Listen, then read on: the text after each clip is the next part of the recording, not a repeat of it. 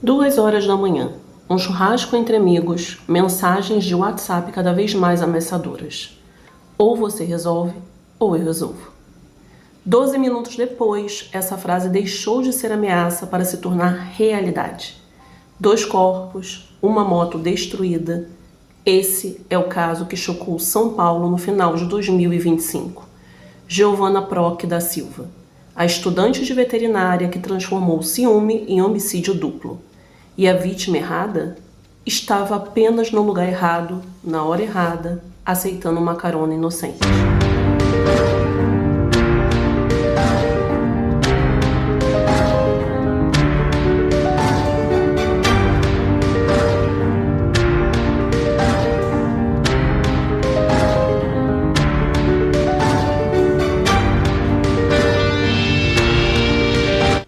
Fala aí, meus amores, eu sou Daniele Vendramini e aqui é o Serial Crimes, o canal onde a gente escancara a verdade dos crimes que chocam o Brasil e, claro, o mundo inteiro, sem romantizar assassino e sem inventar desculpa para psicopata.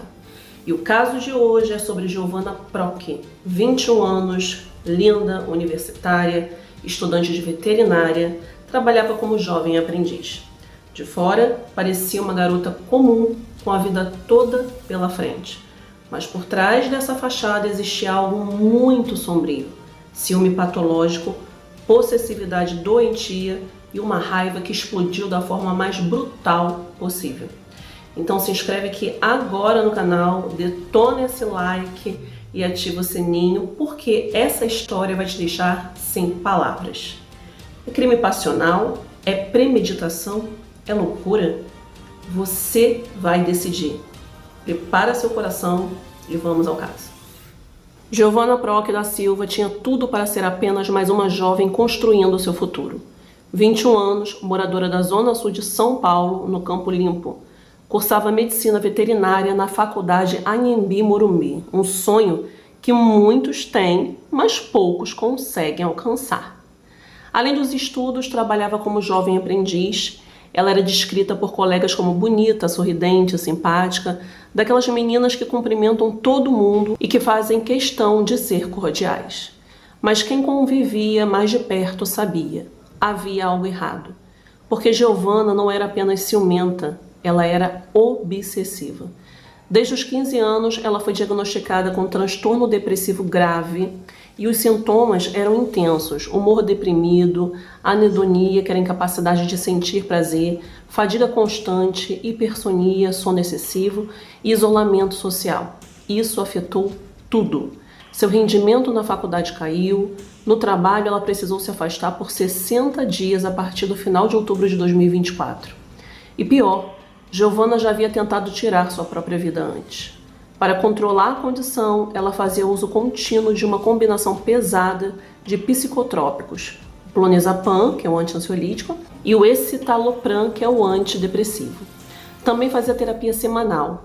E em julho de 2025, seu quadro se agravou tanto que precisou ser internada no hospital do Mandaki, na zona norte de São Paulo. Mas remédio e terapia não conseguiram controlar o que estava por vir. Porque quando Giovana se apaixonava, ela não apenas amava, ela sufocava. Rafael Canuto Costa tinha 21 anos, era filho único, criado pela família. Ele era gerente de um restaurante na zona sul de São Paulo, bem próximo de onde morava. Trabalhador, responsável, querido pelos funcionários e pelos clientes. Rafael tinha aquele perfil de cara gente boa. Mantinha amizades de longa data, adorava dar rolê de motos. Chamava os amigos para sair, para conversar, para dar uma volta sem compromisso. Um mês antes de morrer, ele montou uma surpresa para Giovana. Balões em formato de coração, pétalas de rosa espalhadas pelo chão, velas dispostas formando um coração e uma mesa decorada com as palavras "namora comigo". Mas a relação não era tão perfeita assim, porque Rafael vivia pisando em ovos. Amigos relataram que ele sabia do ciúme doentio de Giovana, sabia que ela o controlava, sabia que ela não aceitava a presença de outras mulheres perto dele, mesmo que fossem amigas de infância, mesmo que fossem colegas de trabalho. E o pior, Rafael já havia ouvido ameaças antes. Segundo o melhor amigo dele, o Ícaro, Giovanna já tinha dito explicitamente: se você terminar comigo, eu te atropelo quando você estiver de moto. Não foi uma piada, foi um aviso. Joyce Correia da Silva tinha 19 anos, amiga de infância de Rafael. Eles cresceram juntos no Campo Limpo, trabalharam juntos no mesmo restaurante por um tempo. Eram daqueles amigos que todo mundo conhece a história. Se viam desde pequenos, confiavam um no outro, tinham aquela amizade leve e sem complicação. Joyce era ex-colega de trabalho de Rafael. Tinha sonhos, queria ser veterinária, depois pensou em enfermagem. Estava em um momento de indecisão tentando descobrir qual caminho a seguir. Mas uma coisa era certa: Joyce era só amiga de Rafael. Testemunhas foram categóricas, nunca houve nada romântico entre os dois. Zero envolvimento amoroso, zero interesse, apenas uma amizade sólida, daquelas que começam na infância e duram a vida toda. Ou, pelo menos, deveriam durar. Porque na madrugada de 28 de dezembro de 2025, Joyce cometeu o erro de aceitar uma carona inocente e pagou com a vida. E no sábado, dia 27 de dezembro de 2025, Rafael estava de férias e finalmente ia ter uns dias de descanso depois de meses trabalhando pesado no restaurante. E para comemorar, ele fez o que todo jovem faz: chamou os amigos para um churrasco em casa. Cerveja, carne, risada, música, gente conversando, relembrando histórias antigas, curtindo a noite. Entre os convidados estavam amigos de infância, homens e mulheres. Gente que Rafael conhecia há anos, mas Giovanna não estava lá. Ela não foi convidada? Preferiu não ir? Ninguém sabe ao certo. O fato é que, de longe, ela começou a receber informações sobre a festa. E uma informação especial a deixou furiosa. Tinha mulheres no churrasco. Amigas de infância de Rafael, meninas que ele conhecia desde criança. Mas, para Giovanna, isso não importava. Mulher perto do namorado dela é igual a traição.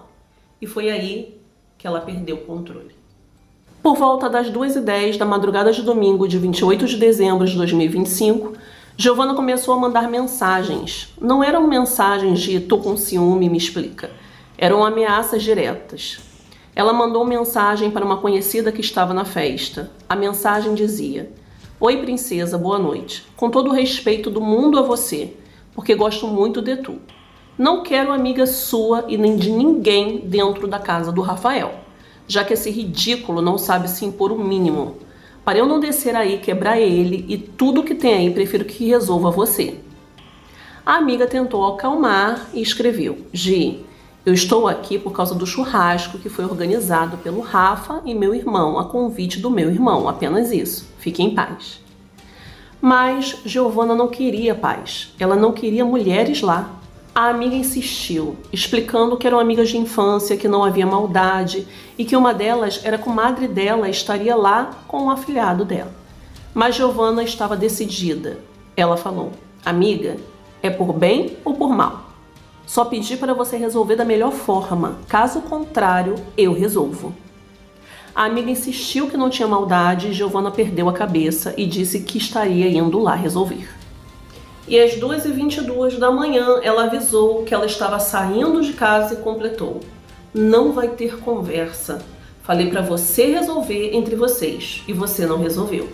A amiga ainda tentou, mas já era tarde demais. Giovanna já estava no carro. Giovanna não saiu sozinha de casa. Ela saiu com a madrasta, Gabriele Schneider de Pinho, que morava com ela. Gabriele era médica e, segundo investigações, pode ter sido ela quem prescrevia os remédios controlados para Giovanna. Mas naquela noite, Gabriele não agiu como médica. Ela entrou no carro e acompanhou a enteada. Por quê? Segundo o próprio depoimento dela à polícia, foi porque sentiu preocupação, tendo em vista o histórico de instabilidade de Giovanna. Mas se ela estava tão preocupada, por que ela não impediu? Por que não tentou acalmá-la? Por que entrou no carro sabendo que Giovanna estava transtornada de raiva? Essas perguntas ainda não foram respondidas. Giovanna e Gabriele chegaram na casa de Rafael por volta das 2h30 da manhã. O churrasco ainda estava rolando. Os amigos conversando, rindo, sem imaginar o que estava prestes a acontecer. Giovanna desceu do carro furiosa. Testemunhas relataram que ela tentou entrar na casa à força, querendo confrontar as mulheres que estavam lá. Mas Rafael percebeu o perigo. Ele segurou Giovanna e a madrasta no corredor, impedindo que elas entrassem e causassem confusão. A discussão foi intensa, gritos, acusações, ameaças. Rafael não sabia que aquilo não ia terminar bem. Então, ele tomou uma decisão: sair dali. Pegou as chaves da moto e saiu. Pensou que conseguiria despistar Giovanna. Pensou que ela iria se acalmar. Só que ele estava errado. Rafael acelerou pela zona sul de São Paulo, tentando esfriar a cabeça. Ele passou em frente a uma adega próxima de casa. E lá estavam dois amigos conversando, entre eles Joyce Correia da Silva. Rafael parou a moto e cumprimentou os amigos. Conversou um pouco. Então, como sempre fazia, ofereceu para que ela desse um rolê com ele. Joyce aceitou. Ela já estava pensando em ir embora mesmo. Era quase 3 da manhã. E uma carona com um amigo de infância não teria problema nenhum. Mas foi aí que ele percebeu. Giovanna estava atrás dele. Ela tinha saído da casa dele logo depois. Entrou no carro com a madrasta e seguiu a moto. Rafael viu o carro de Giovanna pelos retrovisores, reconheceu o veículo imediatamente e começou a acelerar. Mas Giovanna acelerou mais. A perseguição durou cerca de 500 metros pela rua Professor Leitão da Cunha, no bairro Parque Regina. Câmeras de segurança capturaram tudo. Rafael tentava desviar, tentava ganhar distância, mas Giovanna não desistiu. Ela entrou na contramão, acelerou ainda mais. E quando finalmente alcançou a moto, jogou o carro em cima.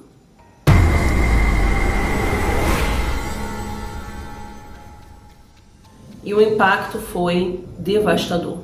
O carro atingiu a moto em cheio, em alta velocidade. Rafael e Joyce foram arremessados. A moto foi lançada a 30 metros à frente e se chocou contra uma caçamba de entulho. O metal da motocicleta se desintegrou. Pedaços espalhados por toda a rua. Mas pior do que a moto destruída eram os corpos. Rafael e Joyce foram jogados contra o asfalto, contra o meio-fio, contra a caçamba. Quando as pessoas se aproximaram, o cenário era aterrorizante. Sangue, destroços, 2 vidas jovens apagadas em segundos. Rafael Canuto Costa, de 21 anos, morto na hora. Joyce Correia da Silva, 19 anos, morta na hora.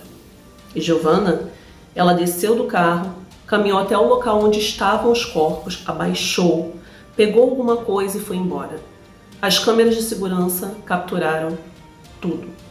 Depois de atropelar e matar Rafael e Joyce, Giovanna não fugiu imediatamente. Ela foi até um restaurante próximo, o restaurante onde Ícaro, o melhor amigo de Rafael, trabalhava. Giovanna entrou no estabelecimento, olhou para Ícaro e disse com frieza absoluta: "Você não vai ver seu amigo, não? Que eu acabei de matar junto com aquela vagabunda?" Ícaro ficou em choque, não conseguiu processar o que ela estava dizendo. E antes que ele reagisse, Giovanna saiu. Tentou deixar o local de carro, mas começou a sentir tonturas e sonolência. Provavelmente efeito dos remédios combinados com adrenalina. Ela parou numa calçada próxima e deitou no chão. Foi quando os policiais militares chegaram. Populares queriam linchá-la, queriam fazer justiça com as próprias mãos. Mas os policiais a retiraram rapidamente e levaram sob escolta para a AMA Jardim Parajussara. Ela apresentava cortes no pescoço e nos braços. Não se sabe se foram do acidente ou se foram auto-infligidos. Depois de atendida, Giovanna foi presa em flagrante por duplo homicídio qualificado. E ainda no domingo, 28 de dezembro de 2025, Giovanna passou por audiência de custódia. Durante o interrogatório, ela permaneceu em silêncio, acompanhada de sua advogada. Mas os fatos falavam por ela. A juíza analisou as evidências. Mensagens ameaçadoras enviadas antes do crime, vídeo das câmeras de segurança mostrando a perseguição, depoimentos de testemunhas confirmando a premeditação, velocidade extrema do veículo no momento do atropelamento, tentativa de fuga após o crime, confissão para o amigo da vítima, e a decisão foi imediata e categórica. conversão da prisão em flagrante para prisão preventiva. A defesa de Giovanna tentou alegar que ela estava sob efeitos de medicamentos, que ela não tinha total consciência do que ela estava fazendo naquele momento, que sofria de transtornos depressivo grave, mas a juíza não aceitou. Determinou que a Secretaria da Administração Penitenciária oferecesse tratamento médico adequado na unidade prisional, mas manteve a prisão. E Giovanna foi indiciada por duplo homicídio qualificado, motivo fútil que eram ciúmes infundados, recurso que dificultou a defesa da vítima, uso do automóvel contra a motocicleta, lesão corporal na direção de veículo automotor, uma terceira pessoa foi atingida de raspão e ficou com um corte na cabeça, mas sobreviveu. As qualificadoras tornam o crime muito mais grave e podem aumentar significativamente a pena. Se condenada, Giovanna pode pegar de 12 a 30 anos de prisão para cada homicídio, ou seja, 24 a 60 anos de cadeia no total. Na manhã de segunda-feira, 29 de dezembro de 2025, 2 velórios aconteceram simultaneamente. Rafael Canuto Costa foi velado e sepultado em cemitérios de Grande São Paulo, cercado de amigos, familiares e colegas de trabalho. Sua mãe, devastada, mal conseguia falar. Familiares em prantos seguravam fotos dele. Amigos e pessoas próximas em choque repetiam: ele não merecia isso, ele não merecia. Joyce Correia da Silva foi velada em outro cemitério da Grande São Paulo. O irmão dela, que concedeu entrevista, estava visivelmente abalado. Amigos que estavam na adega naquela noite se culpavam. Se a gente não tivesse chamado ela, se ele não tivesse parado ali. Mas a verdade é que Joyce não tinha culpa de nada. Ela estava apenas aceitando uma carona de um amigo e morreu por isso. E um detalhe crucial do caso ainda levanta discussões: a madrasta de Giovanna, Gabriele Schneider de Pinho, estava dentro do carro no momento do atropelamento. Ela viu tudo e não fez nada. A polícia ouviu como testemunha, não como suspeita. No depoimento, Gabriele afirmou que acompanhou Giovanna porque estava preocupada, que tentou acalmar a enteada, mas essa versão ela foi contestada por testemunhas, e que não prescrevia remédios controlados para Giovanna. Também falou que não assinou laudos psicológicos para ela, mas familiares das vítimas exigem que ela seja investigada. Porque se ela estava tão preocupada, por que não impediu? Por que não desceu do carro? Por que não ligou para a polícia? Por que sumiu do local do crime logo após o atropelamento? Até hoje, Gabriele não foi indiciada, mas a pressão pública é enorme. Giovanna Proc da Silva está presa na Penitenciária Feminina de Santana, na zona norte de São Paulo. A mesma penitenciária que abriga outras criminosas de alto perfil. Ela aguarda julgamento e quando for a júri popular vai ter que explicar por que mandou aquelas mensagens ameaçadoras. Por que foi até a casa de Rafael sabendo que estava transtornada? Por que perseguiu a moto em alta velocidade? Por que entrou na contramão e acelerou deliberadamente contra as vítimas? Por que foi até o amigo de Rafael anunciar friamente o que havia feito? A defesa dela tentará alegar efeitos de medicamentos, transtorno mental, ausência de dolo, mas as evidências são esmagadoras. As mensagens provam premeditação. Os vídeos provam intenção de matar. O depoimento ao amigo prova a consciência do crime. É muito difícil que ela consiga se livrar de uma condenação pesada. E olha, eu vou ser direta com vocês. Esse caso me revolta de uma forma muito específica, porque Giovanna não matou no impulso cego. Ela planejou, ela avisou, ela perseguiu. E mesmo depois de tudo, ela teve a frieza de ir até o amigo da vítima e anunciar o que tinha feito. Isso não é crime passional. Isso é monstruosidade calculada. E sabe o que mais me deixa indignada? A Joyce morreu por nada. Ela não era amante, não era rival, não era ameaça. Era só uma amiga que aceitou uma carona. E pagou com a vida porque uma garota de 21 anos não conseguiu controlar o próprio ciúme. Giovanna tinha tudo. Faculdade, trabalho, futuro. E jogou tudo fora. Por quê? Por ciúme, por possessividade, por achar que a Rafael era propriedade dela. E agora 2 famílias estão destruídas. Rafael nunca mais vai abraçar a mãe. Joyce nunca mais vai realizar os sonhos dela. E Giovanna vai passar décadas na cadeia. Todo mundo perdeu. Então eu te pergunto, você acha que Giovanna merece quanto tempo de cadeia? Você acha que a madrasta deveria ser investigada como cúmplice? E você acha que casos assim poderiam ser evitados se a gente levasse sinais de relacionamento abusivo mais a sério? Comenta aí embaixo, porque eu leio todos os comentários e adoro debater com vocês. E aí, galera, nós chegamos aqui ao fim de mais um caso brutal no Serial Crimes. Eu sei que foi pesado, eu sei que mexeu com vocês, mas essa é a realidade. Crimes assim acontecem todos os dias. E a gente precisa falar sobre eles, porque quando a gente ignora, quando a gente romantiza, quando a gente passa pano, a gente abre espaço para que isso se repita. Então, se você chegou até aqui, se inscreve agora no canal. Deixa aquele like destruidor. Compartilha aqui esse vídeo com quem você acha que precisa ver. E me conta uma coisa.